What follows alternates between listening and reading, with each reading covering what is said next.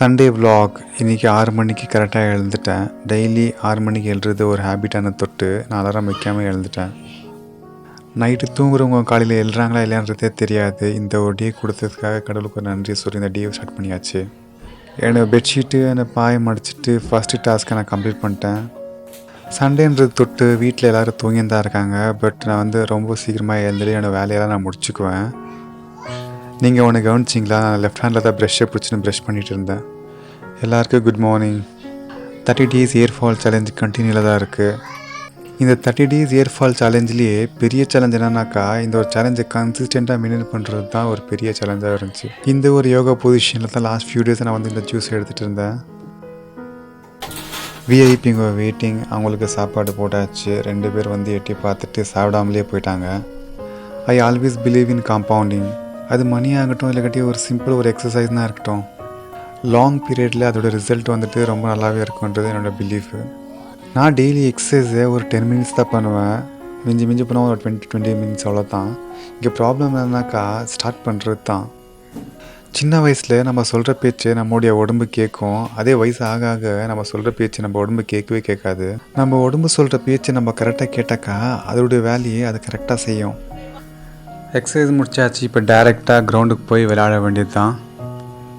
Cricket ஆடுறது எனக்கு stress பஸ்டராக தான் நான் ஃபீல் பண்ணுறேன்.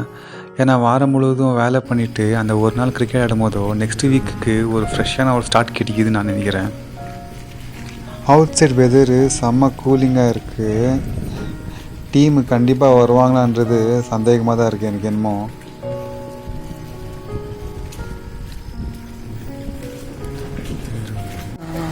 இந்த இடத்த பார்த்தா உங்களுக்கு என்ன தோணுன்னு சொல்லுங்கள் பார்க்கலாம். இது கர்நாடக ராஜ்யோத்சவா அந்த நாள் நான் எடுத்த வீடியோ. இது நான் இப்போ போஸ்ட் பண்ணிகிட்டு இருக்கேன். கிரவுண்டு காலியாக தான் இருக்குது, ஆனால் இடத்த பிடிச்சாச்சு.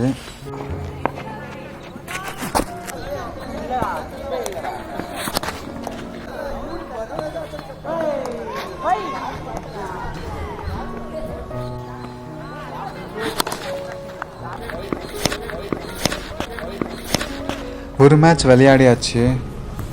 யூஸ்வலாக பசங்க பார்த்திங்கனாக்கா கிரவுண்டுக்கு வந்த உடனே காலையில் ஸ்டார்ட் பண்ணாக்கா ஈவினிங் மட்டும் ஆடின்னு தான் இருப்பாங்க. பட் நம்ம அந்த ஏஜெல்லாம் க்ராஸ் பண்ணியாச்சு. வீட்டுக்கு வந்து குளித்து ரெடியாகி வேறு வேலை அங்கே பார்க்க வேண்டியதாக இருக்குது.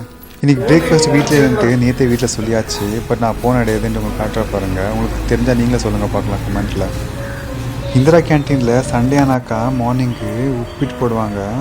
பட் எனக்கு உப்பிட்டு ரொம்ப பிடிக்கிறது தொட்டு நான் டேரெக்டாக இங்கேயே வந்துட்டேன். சும்மா சொல்லக்கூடாது, உண்மையிலேயே டேஸ்ட்டும் சரி குவான்டிட்டியும் சரி அதுபோக உக்காந்து சாப்பிட்றதுக்கு இடமும் சரி ரொம்ப நல்லா இருந்துச்சாங்க.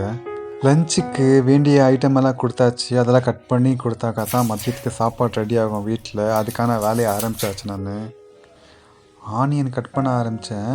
ஆனியன் கட் பண்ணாக்கா கண்ணை தான் தண்ணி வர நினச்சாக்கா நான் பாட்டுக்கு புலம்ப ஆரம்பிச்சிட்டேன். உங்களுக்கு தெரியுமா எதுக்கு ஆனியன் கட் பண்ணால் நம்மளுக்கு கண்ணில் தண்ணி வருது அப்படின்ட்டு?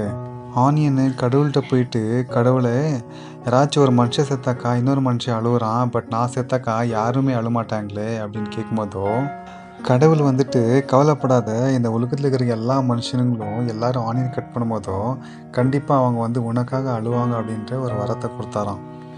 ஈவினிங் யோகத்தை தொண்ணூறு பார்க்கு கூட்டின்னு போயிருந்தாச்சு. சார்விக்கு யோகந்த் 2 பேர் சேர்ந்துட்டாங்கனாக்கா வீடை 2 ஆக்கிடுவாங்க. அதனாலேயே யோகந்தை தொண்ணூறு பார்க்கு கூட்டின்னு வந்துட்டேன். இப்போ இருக்கிற பசங்கள்லாம் ரொம்ப ஷார்ப்பாகிறாங்க. கொஞ்சம் லூஸ் விட்டால் போதும், ஃப்யூச்சரில் நம்ம தான் கஷ்டப்பட வேண்டியதாக இருக்கும். அதனால் எப்போவுமே அவனை மானிட்டர் பண்ணிட்டு தான் இருக்கணும்.